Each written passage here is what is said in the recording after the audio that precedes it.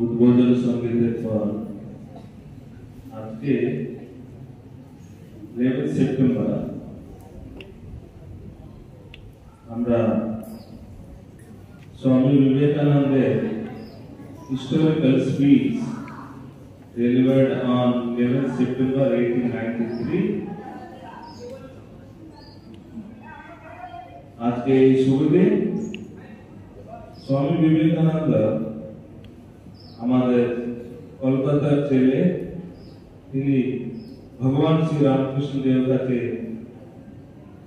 शिष्य ग्रहण करे साधना करेছে ठाकुरेर शरीरेर परे स्वामी विवेकानंद नरेंद्रनाथ तार गुरु भाईदेरके निये एक आश्रम शुरू करेছিলেন এটা হলো বড়নগর মঠ কলকাতাতে বড়নগর মঠ উনি প্রতিষ্ঠা করেছিলেন ওখানে সবাই সাধন ভজন করতে করতে स्वामीजीর ইচ্ছা হলো যে উনি হিমালয়ে গিয়ে ওখানে ধ্যান জপ করবেন তাই তিনি আকান্দানন্দ মহারাজকে নিয়ে হিমালয়ের দিকে চলে গেলেন কিন্তু যতবার উনি হিমালয়ে যেতে চাইছিলেন ততবার কেউ না কেউ অসুস্থ হয়ে যাচ্ছেন বলে স্বামীজি নিজে তাহলে তার গুরু ভাই তাই তাকে আবার নিচে চলে আসতে হচ্ছে এইরকম অনেকবার চেষ্টা করে স্বামীজি কিছু সফল হতে পারেননি হিমালয়ে উনি কাশ্মীর পর্যন্ত গিয়েছিলেন মা বৈষ্ণবী দেবীর দর্শন করেছিলেন তারপর আলমোড়া গিয়েছিলেন কিন্তু আসল যে হিমালয় বদ্রীনাথ কেদারনাথ অমরনাথ সে দর্শন ওনার কোনোদিন হয়নি কারণ তাকে ঠাকুর একটা কাজ দিয়ে সে বিশেষ কাজ তাকে করতে হবে এই জন্য তারা সবাই দিল্লির কাছে একটা জায়গা আছে সিটি মিরাটে যখন ছিল তারা সবাই তখন স্বামীজি বললেন আমাকে ঠাকুরের কাজ করতে হবে এবার আমি একা চলবো তোমরা কেউ আমার সাথে আসবে না এই মিরাট থেকে উনি দিল্লি গেলেন দিল্লি থেকে রাজস্থান জয়পুর তারপরে মহারাষ্ট্র গুজরাট ঘুরতে ঘুরতে উনি কন্যাকুমারী পর্যন্ত কখনো হেঁটে যাচ্ছে কখনো ট্রেনে যাচ্ছে কখনো আবার রাজার বাড়িতে যাচ্ছে কখনো আবার গাছতলা শুয়ে পড়ছে এইভাবে তার কাছে কোনো টাকা পয়সা কিছু ছিল না এইভাবে কিন্তু উনি একটা রাজ্য একটা সদর পার করে শেষ প্রান্তে কন্যাকুমারী পর্যন্ত গিয়েছিলেন কন্যাকুমারীতে উনি ধ্যান করেছিলেন আমার দেশের জন্য কিছু করতে হবে কিন্তু ওখানে ফিরে এসে তামিলনাড়ু মাদ্রাসে অনেক ইয়াং ছেলেরা তাকে খুব পছন্দ হয়েছে স্বামীজির কথা শুনে তাকে তারা একটা সাজেশন দিল স্বামীজিকে রিকোয়েস্ট করেছে স্বামীজি এই বছর একটা ধর্ম মহাসভা আমেরিকাতে হচ্ছে চিকাগোতে আপনার মধ্যে ব্যক্তি যদি না যায় কি করে হবে তাই তিনি হ্যাঁ বললেন তাহলে আমি যাব কিন্তু সমস্ত টাকা পয়সা ওরা কালেকশন করেছিল টাকা পয়সা কালেকশন করার পরে স্বামীজি বলল স্বামীজি আমি সব ব্যবস্থা করেছি আর এবার আপনি যাত্রার জন্য রেডি হন তিনি হঠাৎ করে মনে হলো কি বলে দেখো আমি নিজের ইচ্ছাকে হ্যাঁ বলে দিলাম এটা ঠাকুরের ইচ্ছা কি আমি তো জানি না ঠাকুরের ইচ্ছা না হলে ঠাকুরের আদেশ যদি না হয় আমি কিন্তু যেতে পারবো না প্রোগ্রামটা ক্যান্সেল হয়ে গেল সবাই হতাশ হয়ে গেল স্বামীজির শিষ্যরা যারা মাদ্রাসে ছিল, আলসিংহা পেরুমাল, তার নাম এখনো ইতিহাসে থেকে যাবে। স্বামীজি খুব সাহায্য করেছিলেন মাদ্রাস থেকে, তারা সবাই খুব হতাশ হয়েছে। স্বামীজি যদি না যায় তাহলে হিন্দু ধর্মকে ভারতকে কেউ জানতেই পারবে না। একদিন স্বামীজি ওই মাদ্রাসের বিচে সমুদ্র তীরে বসে ধ্যান করছিলেন। করতে তখন দেখলেন যে সমুদ্রের উপরে ঠাকুরকে দেখতে পাচ্ছেন। ঠাকুর তাকে আহ্বান করছে, তুমি যাও, তুমি আমেরিকায় যাও, তুমি ওখানে কাজ করতে হবে। সেটা পাওয়ার পরে উনি কিন্তু একবার বিশ্বাস করতে পারছেন। তারপরে উনি মাকে শিখিয়ে দিলেন। মা তখন সুভদ্রা ছিলেন, শ্রী শ্রী মা সারদা দেবী। তখন বলেন, তুমি যেটা দেখেছো সেটা সত্য, তোমাকে যেতে হবে। মা আশীর্বাদ করে একটা চিঠি দিলেন। চিঠি দেওয়ার পরে স্বামীজি বা এটা ঈশ্বরের ইচ্ছা বলে তিনি আমেরিকা যাওয়ার জন্য প্রস্তুতি করতে শুরু করলেন। কিন্তু এবার টাকা পয়সা নেই। যতবার যে টাকা পয়সা বলে কালেকশন করলো সব তো আবার ফিরে দিয়ে দিল। এবার দ্বিতীয়বার যখন টাকা কালেকশন করতে গেলে কেউ দিতে চাইছে না, কি করে যাবে? এই সময়ে কত্রী রাজা, রাজস্থানের কত্রী রাজা, তিনি স্বামীজির শিষ্য হয়েছিলেন। আর স্বামীজিকে একটা রিকোয়েস্ট করেছে, স্বামীজি আমার কোনো সন্তান নেই, আপনি আমাকে আশীর্বাদ করুন যেন আমার একটা পুত্র। স্বামীজি হেসে বললেন, ঠিক আছে তাই হবে। তাই ওনার একজন পুত্র সন্তান নেই। উনি এত আনন্দ হয়েছে রাজা, বললেন তাদের সৈন্য মন্ত্রীকে বললেন, স্বামীজি এখন দেশের যেখানে থাকো নিয়ে এসো, আমি আমার ছেলের নামকরণ হবে, তাকে স্বামীজি যেন আশীর্বাদ করে।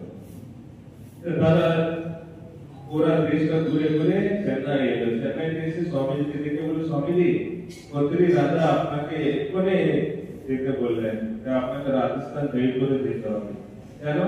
আপনার আশীর্বাদ তার পুত্র সন্তান হয়েছে, রাজা আপনাকে নিয়ে যেতে হবে। স্বামীজি বললেন, আমি আমেরিকা যাব, শিকাগোতে ধর্ম মহাসভাতে আমি অংশগ্রহণ করব, এরা আমার শিষ্য, এরা সবাই ব্যবস্থা করছে। বলার সাথে সাথে তিনি মন্ত্রী বললেন, আপনি কোনো চিন্তা করতে হবে না, সব টাকা পয়সা রাজা দিবেন, চলুন আপনি। তাই এটাই ঈশ্বরের ইচ্ছা। তিনি আবার গিয়ে রাজস্থান এলেন, পুত্র সন্তানকে আশীর্বাদ করলেন। সেখানে থেকে রাজা ডাইরেক্ট মুম্বাই তাকে নিয়ে গিয়ে সেই পাগড়ি যেটা স্বামীজি পড়তে, ওইটা কত্রী রাজাই তাকে করিয়েছেন।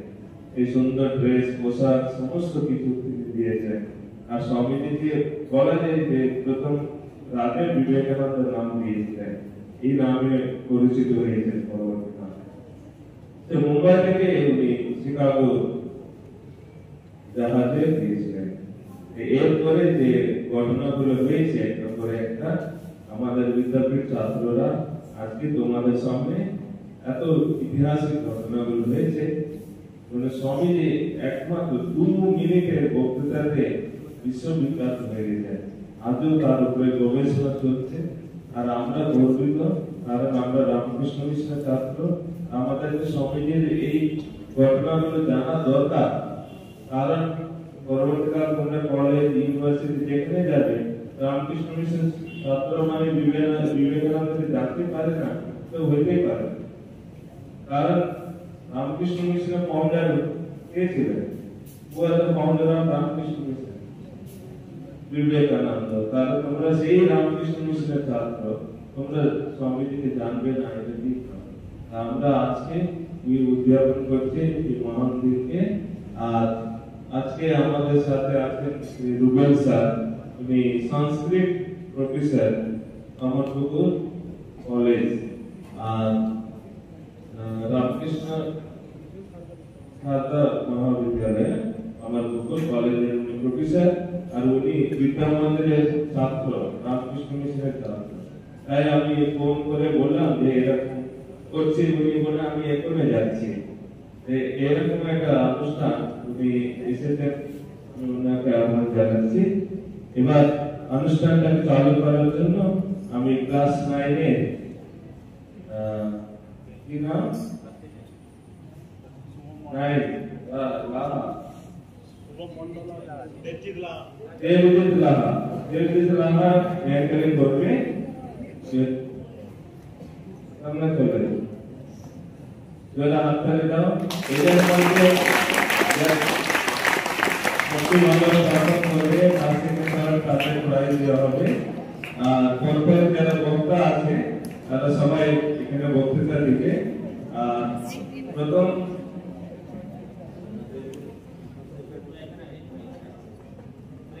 आज 11 সেপ্টেম্বর মঞ্চে উপস্থিত মহারাজ এবং অন্যান্য শিক্ষক এবং শিক্ষাকর্মীদের আমার শ্রদ্ধা এবং প্রণাম জানাই এবং এখানে আমার ভাই এবং সবাই প্রতি আমার ভালোবাসা এবং শুভেচ্ছা জানাই।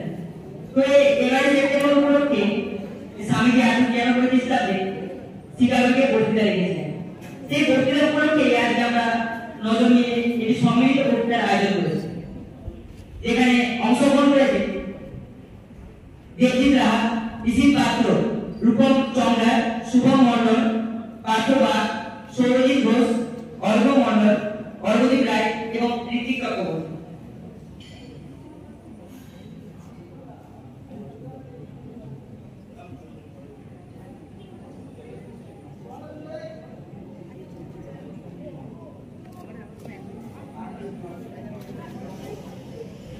ভগিনী নিবেদিতা স্বামীজির সম্বন্ধে বলেছে, স্বাস্থ্য, গুরু এবং মাতৃভূমি এই তিনটি মিলে বিবেকানন্দের ব্যক্তিত্ব গড়ে উঠেছে। স্বাস্থ্য পড়ে তিনি যে সনাতন আধ্যাত্মিক সত্যের কথা জেনেছিলেন, গুরু শ্রীরামকৃষ্ণকে দেখে তিনি বুঝলেন যে সেগুলি শুধু অতীতে সত্য ছিল না, আজও সমান সত্য। এবার তার দেখার প্রয়োজন ছিল কিভাবে তার মাতৃভূমি সেই সত্যকে যুগ যুগ ধরে লালন করেছে। তার ভারত পরিক্রমার মাধ্যমে এবং যে বিবেকানন্দকে জগতের প্রয়োজন ছিল, সেই বিবেকানন্দ তখনই তৈরি হয়ে উঠে। কন্যাকুমারী থেকে স্বামীজি এবার যখন মাদ্রাজ এলেন, তিনি তখন প্রায় মনস্থির করে ফিরেছিলেন শিকাগো যাওয়ার জন্য। সে কথা জেনে মাদ্রাজের যুবকরা উৎসাহে কিছু টাকা সংগ্রহ করে ফেললেন, কিন্তু সন্ন্যাসী চিরকাল ঈশ্বরের উপর নির্ভর করে এসেছেন। তখন তিনি শ্রীরামকৃষ্ণের নির্দেশ পাননি, তাই সংগৃহীত টাকা তিনি গরিবদের মধ্যে বিলিয়ে দিতে বললেন। অবশেষে একদিন স্বপ্নে দেখলেন শ্রীরামকৃষ্ণ সমুদ্র অতিক্রম করছেন আর করছে অনুসরণ করছে। ঘুম ভেঙে গেল। স্বামীজির কানে তখনও ভাসছে শ্রীরামকৃষ্ণের অশরীরী বাণী, যাও।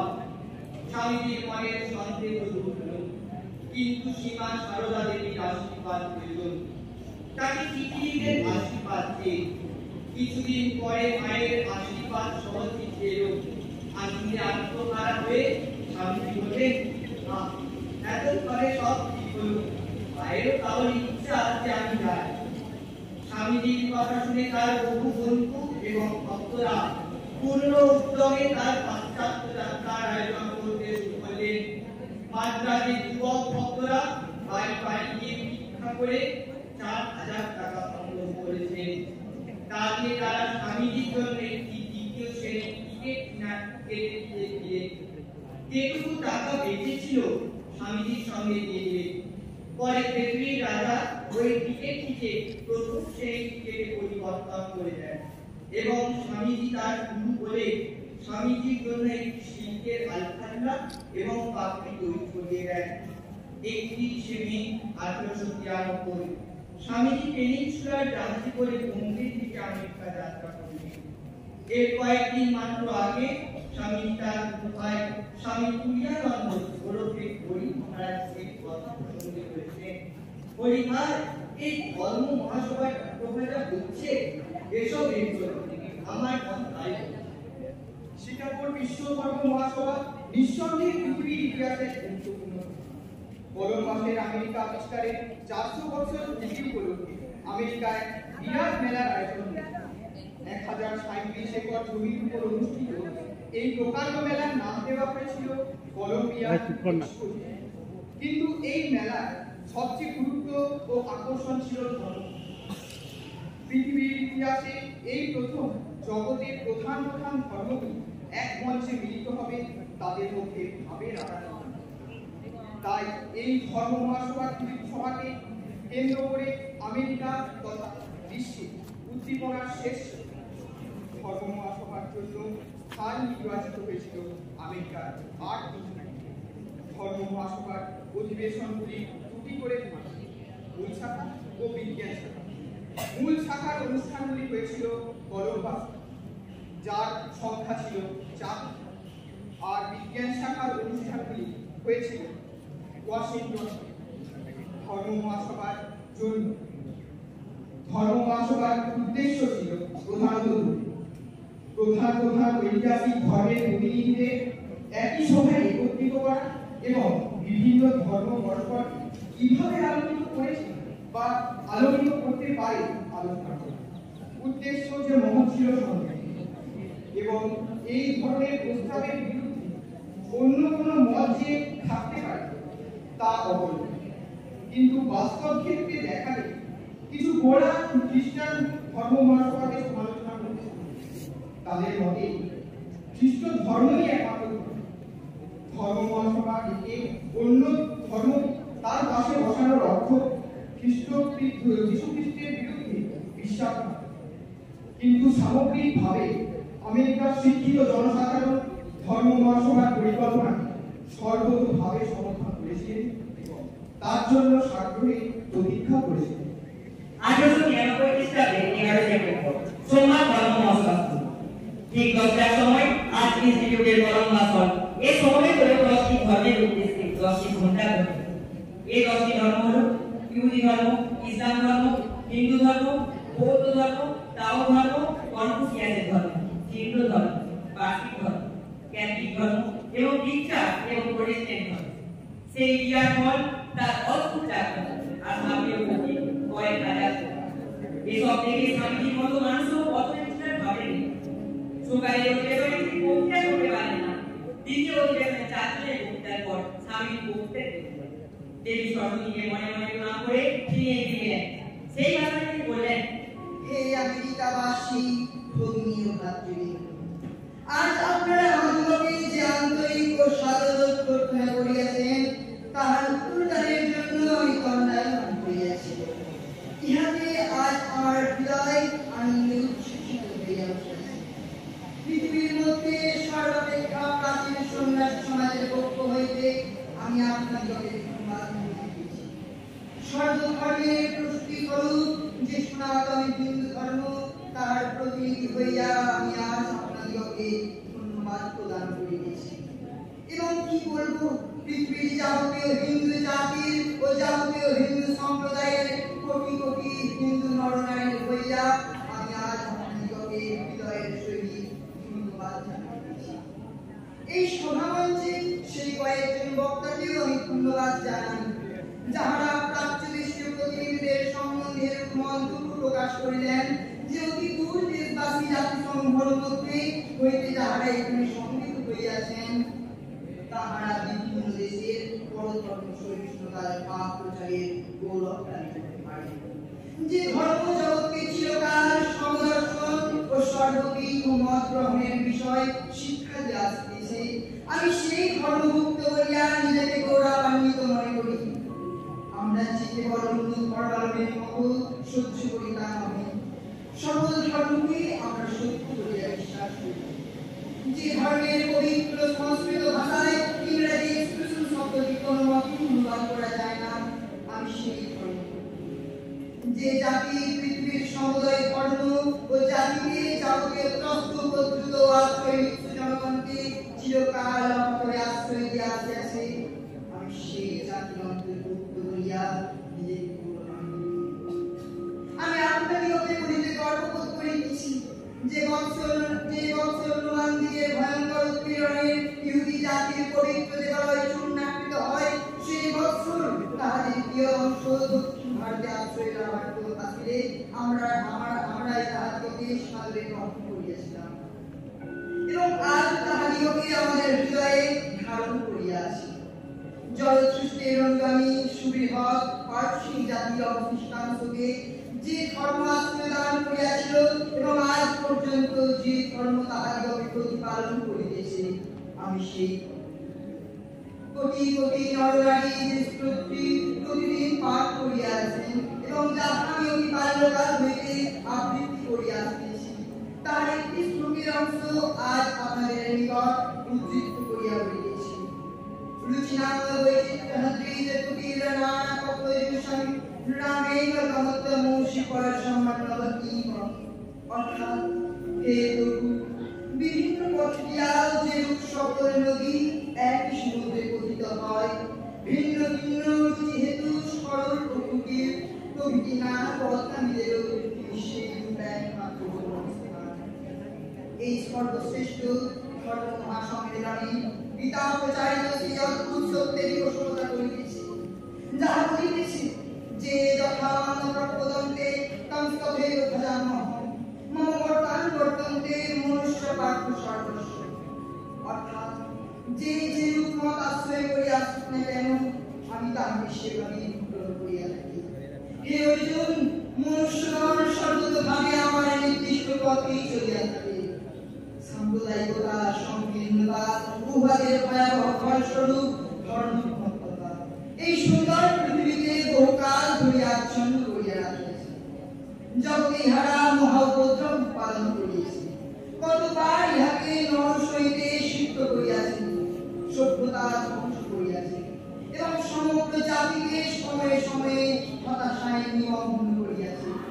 এই সকলের ভীষণ পিশাচ যদি না থাকিত, তাহা হইলে মানব সমাজ আজ যে অবস্থায় রহিয়াছে তদপেক্ষা কত দূর উন্নত হইতে পারে। কিন্তু আজ ইহার মৃত্যুকাল উপস্থিত হইয়াছে এবং আমি সর্বতভাবে আশা করি যে ধর্মসম্মতির সম্মানার্থ আজ যে ঘণ্টার ধ্বনি নাদিত হইল, উহা সর্ববিধ ধর্মমন্ততা তরবারি অকালে মুখে অনুষ্ঠিত সর্ববিধ নির্যাতন পরম্পরা এবং এক লক্ষ্যের দিকে অগ্রসর ব্যক্তিগণের মধ্যে সর্ববিধ অসুবিধার সম্পূর্ণ অবসান মাত্রা। বক্তৃতা শেষ হওয়ার সঙ্গে সঙ্গে আবার বর্ষণ ধর্ম মহাসভার উদ্দেশ্য এবং আকাঙ্ক্ষার কথা তার মধ্যে এমন স্পষ্টভাবে আর কেউ প্রকাশ করতে পারে। তাই শিকাগোর প্রথম দিনের বক্তৃতায় স্বামীজিকে আমেরিকায় প্রতিষ্ঠিত করল। রাস্তায় রাস্তায় সভা পেতে লাগল গান্ধীর আমেরিকার পত্র পত্রিকাগুলি তার উচ্ছ্বসিত প্রশংসা করল। তিনি শুধু মঞ্চের একদিক থেকে অপর দিকে হেঁটে গেলে হাততালি ধর্ম মহাসভায় তার বক্তৃতার প্রসূবাদ তা উঠেই এরা পত্রিকা ব্যাখ্যা করে এর উদ্দেশ্য ছিল লোককে শেষ পর্যন্ত ধরে রাখা। কোন গরম দিনে নিজস্ব সত্তার সুদীর্ঘ বক্তৃতার পরে যখন শত শত লোক সভাকক্ষ ত্যাগ করতে থাকতো, তখন বিরাট সুদী মণ্ডলীকে ধরে রাখার জন্য শুধু এইটুকু ঘোষণা করেই যথেষ্ট হতো। শেষ প্রার্থনার আগে বিবেকানন্দ সংক্ষেপে কিছু বললেন। বক্তৃতার 15 মিনিটের বক্তৃতা শোনার জন্য তারা ঘন্টার পর ঘন্টা বসে ধর্ম মহাসভা চলেছিল। এই কয়েকদিনে তাকে মোট 12টি বক্তৃতা করতে হয়েছে। স্বামীজির রচনা বই থেকে কেবল 6টি বক্তৃতা মুদ্রিত আছে। এছাড়া ধর্ম মহাসভা হয়ে যাবার পর ডক্টর ব্যারো তাকে রিপোর্ট প্রকাশ করেছিলেন তাদের বিষয় এবং তাদের সব 4টি বক্তৃতা। তার মধ্যে একটি বিষয় ছিল জৈন বৌদ্ধ ধর্ম, অর্থাৎ স্বামী শুধু হিন্দু ধর্মের মধ্যে নিজেকে সীমাবদ্ধ রাখেননি। 15 সেপ্টেম্বর স্বামী খুব মনোযোগ বা বড় বড় করে বলে বুঝে দিলেন কেন ধর্মের ভাবে। আমি আপনাদিগকে একটি ক্ষুদ্র গল্প বলিব। এইমাত্র একজন সুবক্তা তাহার ভাষণ শেষে বলিলেন, এসো আমরা পরস্পরের নিন্দাবাদ হইতে বিরত হই। আপনারা সকলে ইহা শুনিয়াছেন। আমাদের ভিতর এইরূপ মতভেদ হইতেছে দেখিয়া বক্তার মহাশয় বড়ই দুঃখিত। আমি একটি গল্প বলিব এবং আমার মনে হয় তদ্বারা এই মতভেদের কারণ কি তাহা স্পষ্ট বোঝা যাইবে। একটি ব্যাঙ কোন একটি কূপে বাস করিত। সে বহুকাল সেখানে ছিল। সেই কূপেই তাহার জন্ম এবং সেখানেই সে বাড়িয়াছে। তথাপি তাহার আকার অতিশয় ক্ষুদ্র ছিল। অবশ্য সে সময় বর্তমানকালের কোন ক্রম বিকাশবাদী ছিলেন না বলিয়া অন্ধকারময় কূপে চিরকাল বাস করা ব্যক্তি দৃষ্টিশক্তি হারাইছিল কিনা সেই বিষয়ে আমাদিগকে বলিবার কেউ নাই। আমরা কিন্তু গল্পের সুবিধার জন্য ব্যাংকটিকে চক্ষুষ্মান বলিয়া লইব। ব্যাংকটি প্রতিদিন এরূপ উৎসাহের সহিত উপমধ্যস্থ যাবতীয় কীটগুলিকে খাইয়া ফেলিয়া উহার জল পরিস্কৃত রাখত যে স্বরূপ উৎসাহ বর্তমান কালে ক্রীড়াতত্ত্ববিদ পণ্ডিতগণেরও সাধারণ বিষয়। সে এইরূপে ক্রমে ক্রমে কিছু স্থূলদেহ হইয়া উঠিল। একদিন ঘটনাক্রমে সমুদ্র তীরবাসী কোনো একটি ব্যাগ আসিয়া ওই কূপে পতিত হইল। কূপ জিজ্ঞাসা করিল, তুমি কোথা হইতে আসিলে? সে উত্তর করিল, আমি সমুদ্র হইতে আসিতেছি। সমুদ্র সে কত বড়, তাহাকে আমাদের কূপের মতো বড়? এই বলিয়া কূপমণ্ডল কূপের এক প্রান্ত হইতে অপর এক প্রান্তে লাফিয়া পড়িল। তাহাতে সাগরবাসী ব্যাংকটি কহিল, ওহে ভাই, তুমি এই ক্ষুদ্র কূপের সহিত সমুদ্রের কিরূপে তুলনা করিতেছ? ইহা শুনিয়া কূপমণ্ডল আর একবার লাফ দিয়া জিজ্ঞাসা করিল, তোমার সমুদ্র কি এত বড়? সমুদ্রের সহিত কূপের তুলনা করিয়া তুমি কি মূর্খের ন্যায় প্রলাপ করিতেছ? ইহাতে কূপমণ্ডল কহিল, আমার কূপের ন্যায় কিছু বড় হইতে পারে না, ইহা অপেক্ষা কিছুই বড় থাকতে পারে না। এই লোকটা নিশ্চয় মিথ্যাবাদী, অতএব ইহাকে তাড়াইয়া দাও। হে ভাতৃগণ, এইরূপ সংকীর্ণ ভাবই আমাদের মতভেদের কারণ। আমি একজন হিন্দু, আমি আমার নিজের ক্ষুদ্র কূপে বসিয়া আছি ও ইহাকে সমগ্র জগৎ বলিয়া মনে করিতেছি। খ্রিস্ট ধর্মাবলম্বী তাহার নিজের ক্ষুদ্র কূপে বসিয়া আছেন ও তাহাকে সমগ্র জগৎ বোধ করিতেছেন। মুসলমানও আপনার ক্ষুদ্র কূপে উপবিষ্ট আছেন ও তাহাকে সমগ্র জগৎ মনে করিতেছেন। হে আমেরিকাবাসীগণ, আপনারা যেমন আমাদের এই ক্ষুদ্র জগৎগুলির অবরোধ ভাঙিবার জন্য বিশেষ যত্নশীল হইয়াছেন, তজ্জন্য আমি আপনাদের ধন্যবাদ দিই। আশা করি ঈশ্বর ভবিষ্যতে আপনাদের এই মহৎ উদ্দেশ্য সম্পাদনে সহায়তা করিবেন। 20 সেপ্টেম্বর স্বামীজি একটি সংক্ষিপ্ত ভাষণে বললেন, ভারতের সবচেয়ে বেশি হওয়া ধর্মের নয়, ভারতের ধর্মের যথেষ্ট আছে। ভারতের সমস্যা হচ্ছে দায়িত্ব। আমি আমার দরিদ্র দেশবাসীর জন্য তোমাদের কাছে সাহায্য চাইছি। খ্রিস্টান দেশে খ্রিস্টানদের কাছ থেকে অখ্রিস্টানদের জন্য সাহায্য পাওয়া যে কি কঠিন ব্যাপার, বেশ বুঝতে পেরেছি। খ্রিস্টানদের সর্বদা সমালোচনা শোনার জন্য প্রস্তুত থাকা উচিত এবং আমার বোধ হয় যদি আমি তোমাদের একটু সমালোচনা করি তাহলে কিছু মনে করবে না। তোমরা খ্রিস্টানেরা পৌরীদের আত্মাকে উদ্ধার করিবার জন্য তাহাদের নিকট ধর্মপ্রচার পাঠাইয়া উদ্গীর করিবে, কিন্তু দেখি অনাহার দুর্ভিক্ষে কবর হইতে তাহাদের দেহগুলি বাঁচাইবার জন্য কোনো চেষ্টা করো না কেন? ভারতবর্ষের ভয়ঙ্কর দুর্ভিক্ষের সময় সহস্র সহস্র মানুষের উদ্ধার মৃত্যুর পতিত হয়, কিন্তু তোমরা খ্রিস্টানেরা কিছুই করো না। তোমরা ভারতের সর্বত্র গির্জা নির্মাণ করো, কিন্তু কার্য সর্বাধিক অভাব ধর্ম নয়, ধর্ম তাহাদের প্রচুর পরিমাণে আছে। ভারতের কোটি কোটি আত্ম নরনারী কণ্ঠে কেবল দুটি অন্ন চাইতেছে, তাহারা অন্ন চাইতেছে, আর আমরা তাহাদিগকে বস্ত্রখণ্ড দিতেছি। ক্ষুধার্ত মানুষকে ধর্মের কথা শোনানো বা দর্শন শাস্ত্র শেখানো তাহাদের অপমান করা। ভারতের যদি কেউ পারিশ্রমিক লইয়া ধর্ম প্রচার করে তবে তাহাকে জাতিচ্যুত হইতে হয়। সকলে তাকে ঘৃণা করে। আমি আমার দরিদ্র দেশবাসীর জন্য তোমাদের নিকট সাহায্য চাইতে আসিয়াছিলাম। খ্রিস্টান দেশে খ্রিস্টানদের নিকট হইতে অখ্রিস্টানদের জন্য সাহায্য লাভ করা যে কি দুর্বহ ব্যাপার, বিশেষ রূপে তাহা উপলব্ধি করিতেছি। শ্রোতারা বুঝলেন বিবেকানন্দ শুধু বাকি নয়, হৃদয় বাঁধতে এসেছিলেন। তার পঞ্চম বক্তৃতা ছিল 26 সেপ্টেম্বর। তখন তিনি বললেন, আপনারা সকলেই শুনিয়াছেন যে আমি বৌদ্ধ। তথাপি একভাবে আমি বৌদ্ধ। চীন, জাপান আহ্বান ও শৃঙ্খল সেই মহান গুরু বুদ্ধের উপদেশ অনুসরণ করে, কিন্তু ভারত তাহাকে ঈশ্বর অবতার বলিয়া পূজা করে। আপনারা এইমাত্র শুনিলেন যে আমি বৌদ্ধ ধর্মের সমালোচনা করতে এসেছি, কিন্তু আপনারা পূর্বোক্ত অর্থেই উহা গ্রহণ করিলেন। যাহাকে আমি ঈশ্বর অবতার বলিয়া পূজা করি তাহার বিরুদ্ধ সমালোচনা করা আমার অভিপ্রায় নয়, কিন্তু বুদ্ধদেব সম্বন্ধে আমাদের মত এই যে তাহারা শিষ্যগণ তাহাকে ঠিক ঠিক বুঝতে পারে না। ইহুদিদের ধর্মের সহিত খ্রিস্টান ধর্মের যে সম্বন্ধ, হিন্দু ধর্ম অর্থাৎ বেদ বিহিত ধর্মের সহিত বর্তমান কালে বৌদ্ধ ধর্মের প্রায় সেম সম্পর্ক।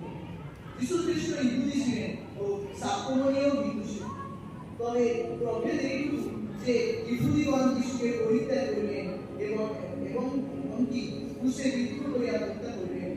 হিন্দুগণ কিন্তু শাক্যমণিকে ঈশ্বরের উচ্চাসন দিয়া এখনো তাহার পূজা করিয়া থাকেন। কিন্তু আধুনিক বৌদ্ধ ধর্মের সহিত বুদ্ধদেবের প্রকৃত শিক্ষার যে পার্থক্য আমরা হিন্দুরা দেখাতে চাই তাহা বোধন করি। শাক্যমণি নূতন কিছু প্রচার করিতে আসেন নাই, যিশুর মতো তিনিও পূর্ণ করিতে আসিয়াছিলেন, ধ্বংস করিতে আসেন নাই। প্রভেদ এইটুকু যে যিশুর ক্ষেত্রে প্রাচীনগণ অর্থাৎ ইহুদিরাই তাহাকে বুঝতে পারে নাই, আর বুদ্ধদেবের ক্ষেত্রে তাহার শিক্ষকগণই তাহার শিক্ষার বর্ণন শুরু করে নাই। ইহুদিরা যেমন ওল্ড টেস্টামেন্টের পূর্ণ পরিণতি বুঝতে পারে নাই, বৌদ্ধগণ তেমনি হিন্দু ধর্মের সত্যগুলির পূর্ণ পরিণতি বুঝতে পারে নাই। আমি পুনর্বার বলিতেছি, শাক্যমণি পূর্ণ করিতে আসিয়াছিলেন, ধ্বংস করিতে নয়। তিনি ছিলেন হিন্দু ধর্মের স্বাভাবিক পরিণতি ও যুক্তিযুক্ত সিদ্ধান্ত, ন্যায়সম্মত বিকাশ। হিন্দু ধর্ম দুই ভাগে বিভক্ত, কর্মকাণ্ড ও জ্ঞানকাণ্ড।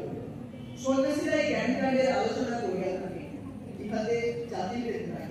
ভারতের উচ্চ বর্ণের লোকের সন্ন্যাসের যেরূপ অধিকার, নিম্নতর বর্ণের লোকেরও সেইরূপ অধিকার। সন্ন্যাসী হইলে উভয় সমান, ফলে জাতিভেদ নাই।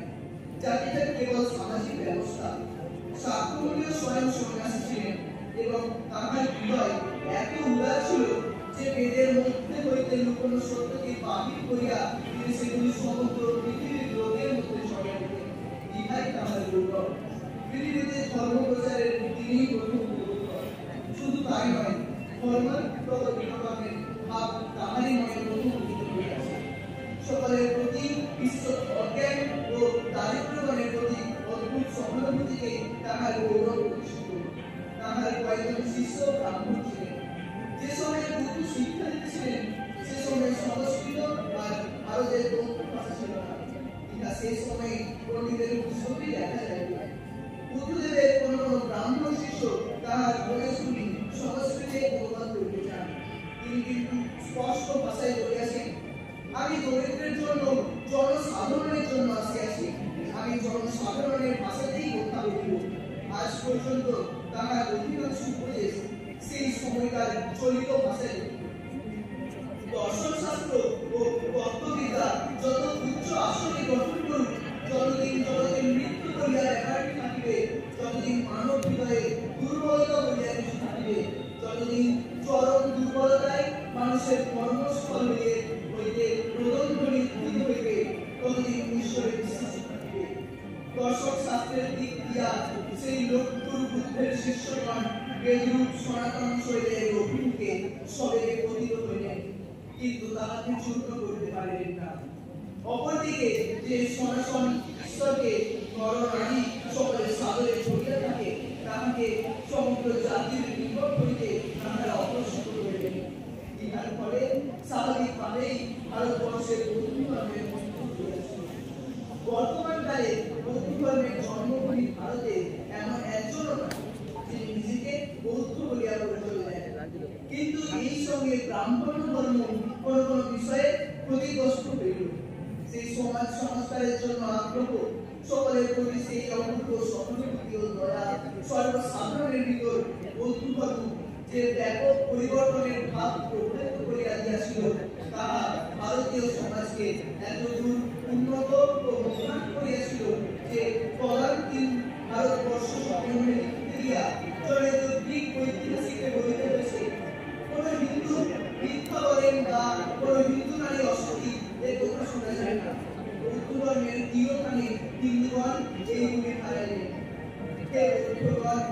বৌদ্ধ ধর্ম ছাড়া হিন্দু ধর্ম বাঁচতে পারে না, হিন্দু ধর্ম ছাড়িয়া বৌদ্ধ ধর্ম বাঁচতে পারে না। অতএব ইহাই উপলব্ধি করুন, আমাদের বর্তমান এই বিযুক্ত বিচ্ছিন্ন ভাব স্পষ্ট দেখাতে দিতেছে যে ব্রাহ্মণের কি শক্তি ও দর্শন শাস্ত্রের সাহায্য না লইয়া বৌদ্ধেরা দাঁড়াইতে পারে না, এবং ব্রাহ্মণ বৌদ্ধের হৃদয় না পাইলে দাঁড়াইতে পারে না। বৌদ্ধ ও ব্রাহ্মণের এই বিচ্ছেদই ভারতবর্ষের অবনতির কারণ। এই জন্যই আজ ভারতবর্ষ 30 কোটি ভিক্ষুকের কাজটি হইয়াছে। এই ভারতবাসী সহস্র বৎসর ধরিয়া বিজেতাদের দ্বাদশ দাসত্ব করিতেছে। অতএব আসুন আমরা ব্রাহ্মণের অপূর্ব বিশক্তির সহিত লোকগুরু বুদ্ধের হৃদয়, মহান আত্মা এবং অসাধারণ লোককল্যাণ শক্তি যুক্ত করিয়া দিই। শেষ হতে চলছিল সাংস্কৃতিক মহাসভা শেষ দিনে স্বামীজি আবার বাগিটা শিখরে পৌঁছে গেলেন। বিদায় ভাষণ শেষে তিনি বললেন, বিশ্ব ধর্ম মহাসম্মেলন এখন সত্যই বাস্তবে রূপায়িত হইয়াছে, এবং যাহারা এই মহাসভা অধিবেশনের জন্য পরিশ্রম করিয়াছিলেন, করুণাময় ঈশ্বর তাহাদের সহায়তা করিয়াছেন এবং তাহাদের নিঃস্বার্থ পরিশ্রমকে সাফল্যমণ্ডিত করিয়াছেন। যাহাদের প্রশস্ত হৃদয় এবং সত্যানুরাগ স্বপ্নের ন্যায় এই আশ্চর্য ব্যাপার প্রথমত কল্পনা করিয়া পরে ইহাকে কার্যে পরিণত করিয়াছেন, আমি সেই মহান ব্যক্তিদের ধন্যবাদ দিই। যে সকল উদার ভাব এই সভামঞ্চ হইতে চতুর্দিকে পরিবেশিত হইয়াছে, তাহাদের জন্য আমি কৃতজ্ঞ। এই শিক্ষিত শক্তি মণ্ডলী যাহারা আমার প্রতি সমভাবে দয়া প্রকাশ করিয়াছেন এবং যাহারা যে ভাবগুলি দ্বারা ধর্মসমূহের বিরোধী ভাব বন্ধীভূত হয়, সেই ভাবগুলির প্রত্যেকটিকে ধারণা ও অনুমোদন করিয়াছেন, আমি তাহাদেরকে ধন্যবাদ দিই। এই ঐক্যদানের মধ্যে সময় সময় কিন্তু শ্রুতি ও ধ্বনি শোনা গিয়াছে, ওইগুলির জন্য আমি বিশেষভাবে কৃতজ্ঞ। কারণ ওই সময় দ্বারা ওরা আমাদের মধ্যে যে সাধারণ সামঞ্জস্য রহিয়াছে তাহা অবলম্বন করিয়া দিয়াছে। ধর্মীয় ঐক্যের সাধারণ ভিত্তিভূমি সম্বন্ধে অনেক কথা বলা হইয়াছে। আমি এখন এই বিষয়ে নিজের মতবাদ উপস্থাপন করিতে চাইতেছিলাম, কিন্তু যদি এখানে কেউ এরূপ আশা করেন যে এই ঐক্য প্রচলিত বিভিন্ন ধর্মের মধ্যে একটি অভ্যুদয় অপরটি বিনাশ সাধিত হইবে, তাহাকে আমি বলি, ভাই এই তোমার দুরাশা। আমি ইচ্ছা করি খ্রিস্টান হিন্দু হয়, ঈশ্বর তাহা না করুন। আমার ইচ্ছা যে কোনো হিন্দু বৌদ্ধ খ্রিস্টান হোক, ভগবান তাহা না করুন। বীজ ভূমির উত্তর হইল, মৃত্তিকা বায়ু ও জল তাহার চতুর্দিকে রহিয়াছে। বৃষ্টি মৃত্তিকা বায়ু বা জলের মধ্যে প্রকৃতিতে পরিণত হইয়া যায় না, সেই বীজ হইলে চারা গাছ উৎপন্ন হয়, উহা ক্রমে নিজের স্বাভাবিক নিয়মানুসারে গঠিত হয় এবং মৃত্তিকা বায়ু ও জল ভিতরে বহন করিয়া এই সকল উপাদানকে বিকৃত পরিণত করে এবং কীটনাশক বাড়িয়া ওঠে। ধর্ম সম্বন্ধে খ্রিস্টানকে হিন্দু বা বৌদ্ধ হইতে হইবে না, অথবা হিন্দু বা বৌদ্ধকেও খ্রিস্টান হইতে হইবে না, কিন্তু প্রত্যেক ধর্মই অন্যান্য ধর্মের সার ভাগগুলি গ্রহণ করিয়া পুষ্টি লাভ করিবে এবং স্বীয় বিশেষত্ব বজায় রাখিয়া নিজের প্রকৃতি অনুসারে বর্ধিত হইবে। যদি এই ধর্ম মহাসমিতি জগতে কিছু প্রমাণ করিয়া থাকে, তো তাহা এই উহাও প্রমাণ করিয়াছে সাধু চরিত্র, পবিত্রতা ও দয়ালাত্মীন্য জগতের কোনো একটি বিশেষ ধর্মমণ্ডলীর নিজস্ব সম্পত্তি নয়, এবং প্রত্যেক ধর্মই অতি উচ্চ উন্নত চরিত্রের নরনারী বসত করিয়াছে। এই সকল প্রত্যক্ষ প্রমাণ সত্ত্বেও যদি কেহ এরূপ সন্দেহ দেখেন যে অন্যান্য ধর্ম লোপ পাইবে এবং তাহার ধর্মই টিকিয়া থাকিবে, তবে তিনি বাস্তবিক বিকার প্রাপ্ত। তাহার জন্য আমি আন্তরিক দুঃখিত। তাহাকে আমি স্পষ্টভাবে বলিয়া দিতেছি, তাহার ন্যায় লোকেদের বাধা প্রদান সত্ত্বেও শীঘ্রই প্রত্যেক ধর্মের পতাকার উপর লিখিত হইবে, বিবাদ নয়, সহায়তা, বিনাশ নয়, পরস্পরের ভাব গ্রহণ, মতবিরোধ নয়, সমন্বয় ও শান্তি। বিশ্ব ধর্ম মহাসভা সমাপ্ত। কিছুটা সমন্বয় ও শান্তির বাণী প্রচার করতে, মানুষকে রাজনৈতিক স্বরূপ সম্বন্ধে সচেতন করে দিতে আরো প্রায় 30 বছর যেখানে চলছেন পাশ্চাত্য লোক। তবে আর তিনি সেই অপরিচিত সন্ন্যাসীকে লোকতন্ত্র আড়ালে থাকতে পারেননি। সমগ্র পাশ্চাত্য জগতে কৃষি ব্যবস্থা আছে, সেখানে তিনি দেখেন শত শত লোক তাকে অনুসরণ করত, মানুষ তাকে বর্ণনা করত উচ্চ কিংবা কিছুর মতো একজন মহাপুরুষ। তার বক্তৃতাতে আমেরিকার লোক বলতে শুরু করলো, আমরা এই দেশে মিশনারি পাঠাই, তাদের উচিত আমাদের দেশে মিশনারি পাঠানো। আমেরিকার পত্রিকাগুলো বিবেকানন্দের প্রশংসায় মুখর হয়ে উঠল। মহাসভার বিজ্ঞান বিভাগের সভাপতি মারোই দেশ নিয়ে লিখেছেন, যারা অত্যন্ত গোড়া খ্রিস্টান তারাও তার সম্বন্ধে বলবেন যে খ্রিস্ট কিন্তু তার বাকিটা থেকেও তার জীবন ও চরিত্র মানুষকে মুগ্ধ করে। তিনি তার সমস্ত সাফল্যকে তার প্রতি ঈশ্বরের অত্যন্ত পূর্ণ বলে মনে করতেন। ধর্মমস্তক করে উদাহরণ একটা চিঠিতে তিনি এই মনোভাব প্রকাশ করেছেন, সেই সর্বশক্তিমান ঈশ্বরের জয় হোক, যার দৃষ্টিতে ভারতবর্ষের একজন মূর্খ সন্ন্যাসী আর এই পরাক্রান্ত দেশের বিপ্লব পণ্ডিতরা সমান হয়ে উঠতে পারে। শ্রী অরবিন্দ বলেছেন, বিবেকানন্দের আমেরিকায় যাত্রা দেওয়ার প্রথম প্রমাণ যে ভারত আবার এগিয়ে চলেছে, শুধু নিজে বেঁচে থাকার জন্য নয়, জয় করার জন্য। এই জয় যুদ্ধে তিনি জয় করেন। ভারতের সুন্দর খাওয়া তিনি বিশ্ব জয়। আমেরিকায় স্বামীজির ভিত্তিটাইনে যখন ভারতবর্ষে এসে মন্ত্রে রাখলো, সমগ্র জাতি শিহরিত হলো, জয়লাল মেতে উঠল। তারা তাদের দ্রুততম কল্পনাও কখনো ভাবতে পারেনি যে একজন ভারতীয় পাশ্চাত্যবাসীর কাছ থেকে এতটা সম্ভ্রম ও শ্রদ্ধা পেতে পারে। এর ফলে জনসাধারণের মধ্যে দিয়ে আত্মমর্যাদা বোধ জেগে উঠল, জাতির জীবনে তার আশ্চর্য প্রভাব পড়ল। বস্তুত স্বামীজির শিকাগো যাত্রা ভারতের ইতিহাসে একটা যুগান্তকারী ঘটনা। এর থেকে ঘটল জাতীয় জাগরণ এবং পরবর্তীকালে স্বাধীনতা লাভ। গান্ধী, শ্রী অরবিন্দ, সুভাষচন্দ্র এবং জাতীয় নেতাদের আরো অনেকে স্বামীজির দ্বারা অনুপ্রাণিত হয়েছেন। ভারতকে যারা চিনেছেন, ভারতের শক্তি ও দুর্বলতাকে বুঝিয়ে দিয়েছেন স্বামীজির চোখ দিয়ে, এবং যে ভারত গঠনের জন্য তারা সক্ষম করেছেন তা অধিকাংশ স্বামীজির স্বপ্নের ভারত। একাধিক চিন্তাবাদ স্বামীজি সম্বন্ধে বলেছেন, তিনি ভারতের জাতীয় জাগরণের পিতা।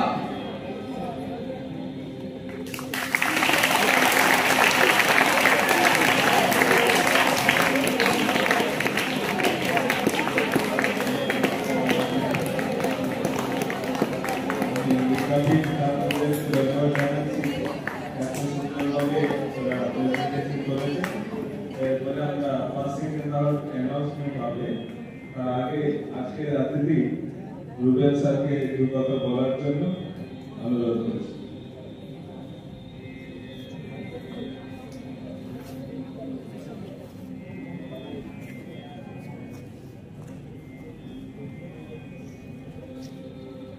উপস্থিত পূজনীয় মহারাজজি এবং আজকে 11ই সেপ্টেম্বর সমস্ত ভারতবাসীর কাছে একটা বিশেষ দিন। বিশেষত আমরা যারা রামকৃষ্ণ মিশনে পড়াশোনা করেছি এবং পড়াশোনা করছি তাদের কাছেও একটা অন্যতম গৌরবের দিন। স্বামী বিবেকানন্দ আজ থেকে প্রায় 130 বছর আগে 1893 খ্রিস্টাব্দের 11ই সেপ্টেম্বর কিভাবে কি তৎকালীন পরিস্থিতিতে বিদেশের মাটিতে গিয়ে ভারতবর্ষের বিজয় কেতন উড়িয়েছিলেন, এবং তার বক্তব্যের মধ্যেই যা কিছু ছিল সমস্তই কিছু কিন্তু ভারতীয় সংস্কৃতি, ভারতীয় ধর্ম তাই আধারিত। আমরা আজকে এই ছাত্রদের এই যে শিকাগো বক্তৃতার বিভিন্ন অংশ পাঠ করলো, সেখান থেকে আমরা এটাই জানলাম। এবং সেখানে একটি গীতার শ্লোক আছে, দেখলাম আমরা কি আছে সেখানে, ये यथा मां प्रपद्यन्ते तां तथैव भजाम्यहं मम वर्तमान वर्तन्ते मनुष्याः पार्थ सर्वथा। স্বামী বিবেকানন্দ এই শ্লোকের মাধ্যমে এটাই জগৎবাসীকে বোঝাতে চাইলেন যে ভারতবর্ষ হচ্ছে বিশ্ব ভাতৃত্বের মধ্য দিয়ে বহুত্ববাদকে জগতের মধ্যে প্রচারিত করতে চায় সর্বদা, এবং ভারতীয় বেদ বেদান্ত সেই কথাই বলে। স্বামীজির গুরু ঠাকুর শ্রী রামকৃষ্ণদেব তিনিও বলেছিলেন, যত মত তত পথ। অর্থাৎ আমরা কখনোই কাউকে ছোট করি না, আমরা কখনোই কাউকে খাটো করি না, আমরা সকলকে নিয়ে চলি এবং আমাদের ধর্ম অপরকে ভালোবাসতে এবং অপর ধর্মের প্রতি সহিষ্ণুতা, অপর ধর্মকে শ্রদ্ধা করতে শেখায়। গীতায় সেই জন্যই ভগবান বলছেন না যে শ্রদ্ধাবান লভতে জ্ঞান মাত্পরঃ সংযতেন্দ্রিয়ঃ, তিনি শ্রদ্ধাবান হন তিনি জ্ঞান লাভ করেন। আর স্বামীজির মধ্যে সেই ভাবই ছিল, তিনি শ্রদ্ধাশীল ছিলেন তার গুরুর প্রতি, এবং তার গুরু যে ভারতবর্ষে এসেছিলেন সেই ভারতবর্ষের প্রতি এবং ভারতবর্ষের প্রতি অগাধ ভালোবাসা থেকেই স্বামী বিবেকানন্দ হয়ে উঠেছিলেন ভারতবর্ষের অনিত রূপ, কনডেন্সড অফ ইন্ডিয়া। তাই তো তিনি শিকাগো, তিনি কন্যাকুমারীতে যখন ভারতবর্ষের ধ্যান করছিলেন তখন তিনি কি দেখলেন না, একদিকে অতীতে ভারতবর্ষের সেই গৌরবোজ্জ্বল রূপ, সেখানে ভারত মা শালঙ্কারা ভূষিতা, আর একদিকে বর্তমানে ভারতবর্ষের যে হতদরিদ্র রূপ। তাই তিনি বিদেশের মাটিতে গিয়ে বললেন যে ভারতবর্ষকে বর্তমানে জ্ঞানটা অপেক্ষা অন্যভাবে বেশি প্রয়োজন। আমরা জানি তোমরা ছাত্রছাত্রীরা আজকে অত্যন্ত ব্যাকুল হয়ে গেছো, তবুও আমি একটা গল্প বলবো স্বামীজি, তোমরা এই গল্পটি শুনবে।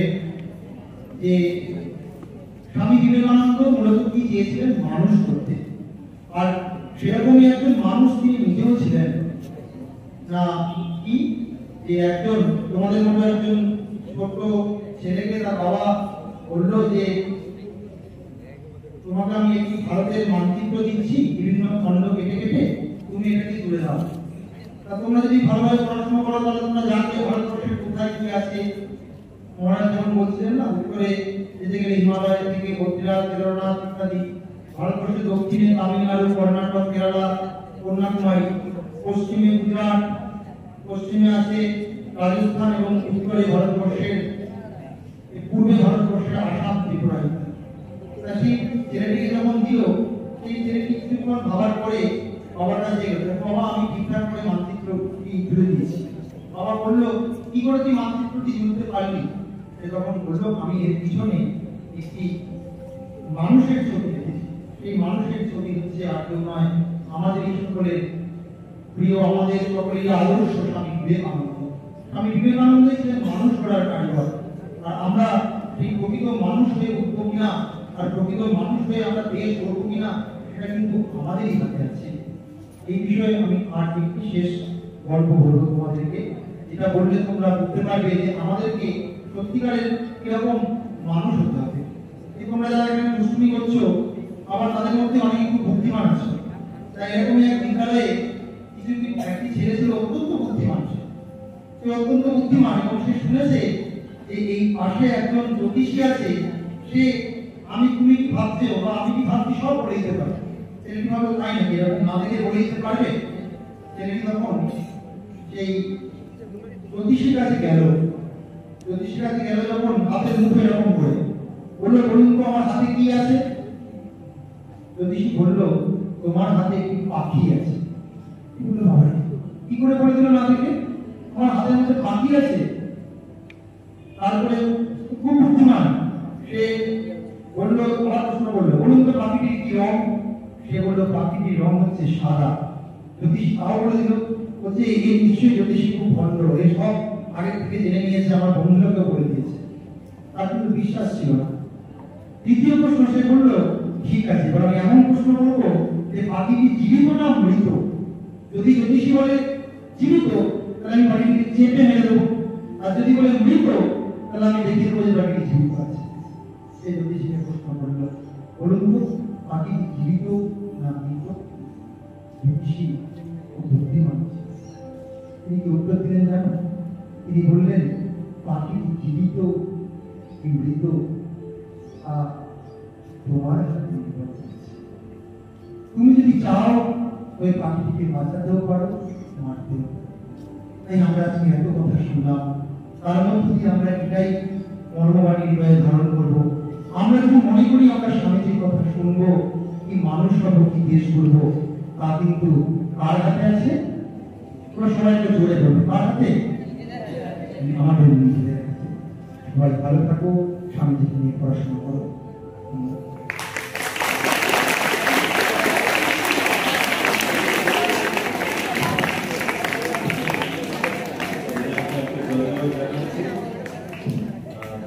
এবার সমাপ্তি সং করবে দেবায়ন চ্যাটার্জি।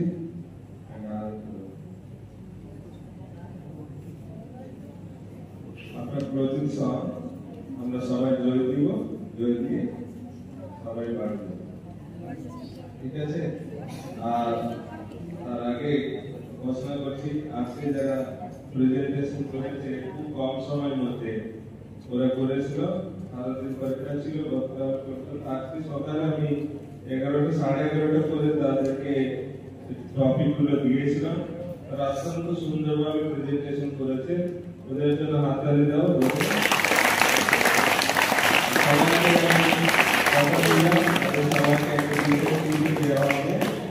আর তাদের মধ্যে 5 সেকেন্ড তার আমি যে প্রেজেন্টেশন দেখে বুঝলাম ফার্স্ট হয়েছে আর্ত মন্ডল লাস্ট টাইম।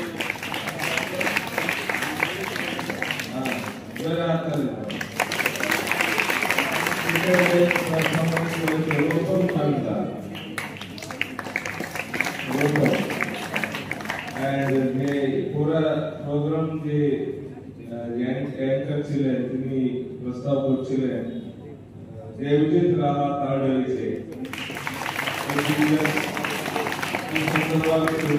করেছে আপনারাও খুব ভালো করেছে, সবাইকে আমি ধন্যবাদ জানাই। এটাই আজকে প্রোগ্রাম সমাপ্তি সঙ্গে করে আমরা শেষ করব।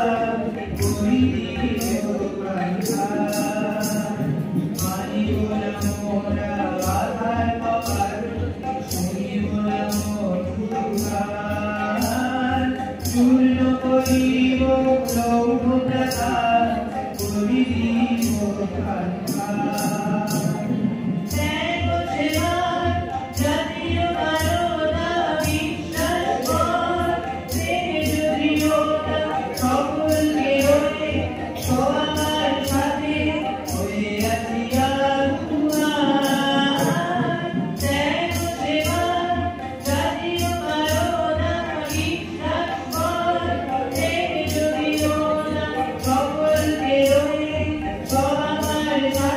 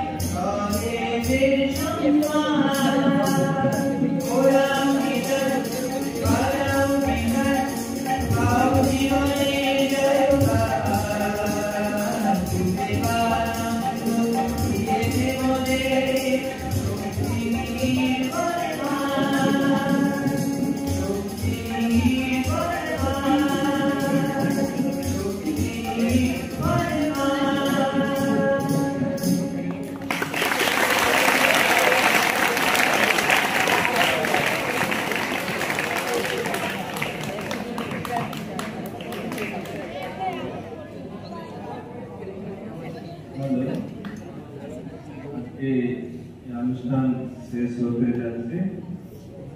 আমরা যেহেতু আজকে একসাথে বসে আছি, এমন দিন আমরা পাবো না, এই জন্য আজকে তোমাদের ঘোষণা করছি।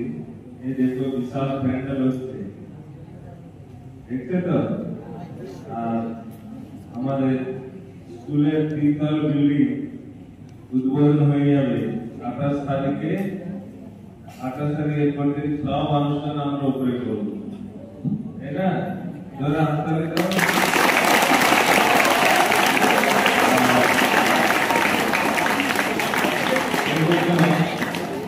আমাদের বিদ্যা থেকে যে অনুষ্ঠান হবে সেদিনে কিন্তু বড় বড় অতিথিরা আসবে, ডিস্ট্রিক্ট ইন্সপেক্টর স্কুল, আর এদিকে আমাদের বেলুর মাঠে রামকৃষ্ণ মঠ মিশনের জেনারেল সেক্রেটারি মহারাজ আসবে, অন্যান্য গেস্টরা আসবে এবং অনেক সুতরাং একটা বিশাল অনুষ্ঠান আমাদের বিদ্যাপীঠে দুর্গাপুজোর আগে হবে।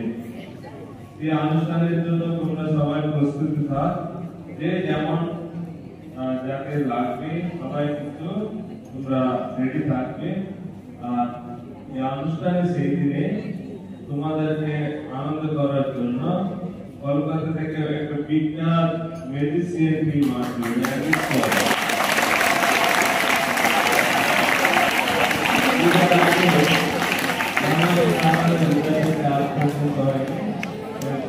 তোমাদের উদ্দেশ্য করে এবার আমরা কোনো গান টান রাখা হয়নি, ম্যাজিক সেদিকে তোমরা সবাই বিদ্যাপীঠে অনুষ্ঠান মধ্যে আমরা সবাই আনন্দ করবো।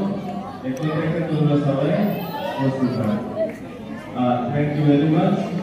এবার স্যার শঙ্করবাবু জয় দিবে।